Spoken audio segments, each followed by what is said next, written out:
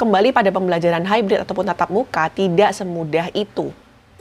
Halo teman-teman sekalian, selamat datang ke channel Ruang Edukator bersama saya Amelia. Kali ini kita akan membahas apakah sekolah ataupun guru-guru benar-benar siap memulai pembelajaran tatap muka ataupun pembelajaran hybrid di tahun ajaran yang baru nanti.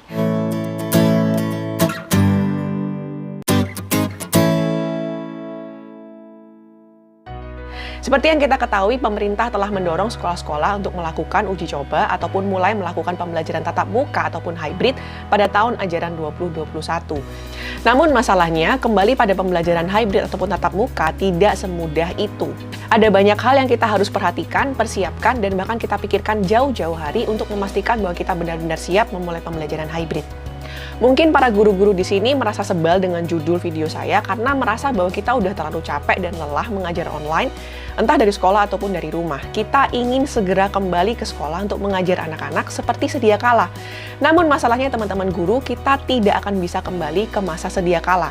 Pembelajaran tatap muka ataupun hybrid yang akan kita lakukan harus dilakukan pada kondisi new normal.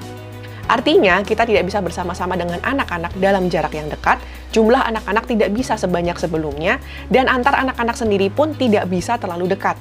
Oleh karena itu, video ini dibuat untuk membuat setiap kita, para guru, berpikir, merefleksikan diri, dan pada akhirnya bisa mempersiapkan diri lebih baik lagi untuk pembelajaran hybrid yang akan segera datang. Langsung saja, hal apa saja sih yang harus kita pikirkan? Yang pertama, pada saat pembelajaran hybrid nanti, kita harus terus-menerus secara simultan membagi perhatian kita pada anak-anak kita yang ada di kelas maupun yang ada di dalam layar atau di rumah. Ini adalah sebuah kondisi yang baru. Pada saat pembelajaran tatap muka, semua perhatian kita tercurah pada anak-anak di kelas. Pada saat pembelajaran online, semua perhatian kita tercurah pada anak-anak yang ada di rumah atau di dalam layar. Tetapi pada saat pembelajaran hybrid, Anda harus membagi perhatian Anda menjadi pada anak-anak yang ada di kelas dan juga pada anak-anak yang ada di rumah atau mengikuti pembelajaran secara online. Ini adalah tantangan yang baru. Anda harus melihat siapa yang bertanya dan siapa yang nggak mengerti di sekolah, sekaligus siapa yang bertanya dan siapa yang nggak mengerti di rumah.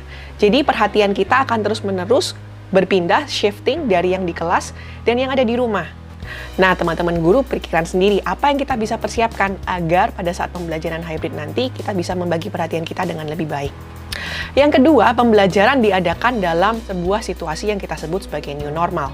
Artinya, pada saat kita mengajar nanti, kita juga harus melakukan prosedur kesehatan, menggunakan masker misalnya. Dan apabila Anda menggunakan masker kemudian mengajar secara online dan offline, maka Anda harus tahu kapasitas suara Anda. Kalau Anda punya mikrofon yang bagus, tentu itu akan membantu. Tetapi bila tidak, Anda harus memastikan bahwa suara Anda bisa terproyeksikan dengan baik di kelas maupun di rumah. Dan bukan hanya itu saja, prosedur new normal juga harus membuat kita memastikan anak-anak kita mengikuti prosedur tersebut. Mereka tidak boleh terlalu dekat satu dengan yang lainnya, mereka harus menggunakan alat-alat mereka sendiri, dan berbagai prosedur kesehatan lainnya yang menjamin keselamatan dan kesehatan mereka. Jadi tantangan yang kedua teman-teman guru bukan saja perhatian kita terus-menerus berpindah dari yang ada di kelas dengan yang ada di rumah, tetapi perhatian kita juga terus-menerus berpindah dari proses pembelajaran dan proses prosedur kesehatan itu sendiri. Yang ketiga, apa yang kita harus juga perhatikan yaitu pengaturan jadwal yang diterima oleh anak-anak dan juga oleh orang tua.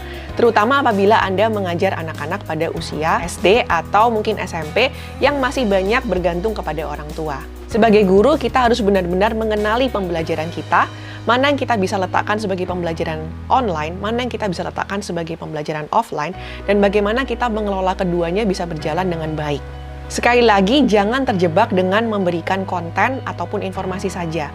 Pastikan kelas kita terus mengasah higher order thinking skill anak kita dan juga memastikan pembelajaran kita relevan dengan kehidupan mereka sehari-hari.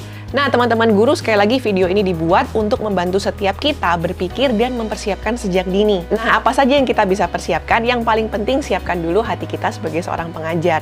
Biarlah kondisi-kondisi yang sulit dan baru ini membuat kita tertantang untuk makin bertumbuh dan memberikan yang terbaik buat anak-anak kita. Selamat mentransformasi kehidupan melalui kelas Anda. Bila Anda baru di channel Ruang Edukator, please consider to subscribe. Siapa tahu teman-teman dapat banyak input dan tips-tips yang bisa membuat kelas teman-teman menjadi kelas yang transformatif. Cek video saya lain-lainnya ya.